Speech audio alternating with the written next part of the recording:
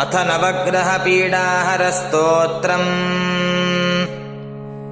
ॐ ग्रहाणामादिरादित्यो लोकरक्षणकारकः विषमस्थानसम्भूतां पीडां हरतु मे रविः। सूर्याय नमः।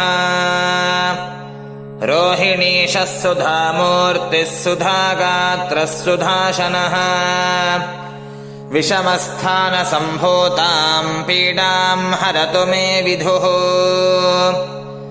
ॐ चन्द्राय नमः। भूमिपुत्र महातेजा जगतां भजकृत्सदा वृष्टिकृद्वृष्टिहर्ता च पीडां हरतु मे कुजः। ॐ अङ्गारकाय नमः।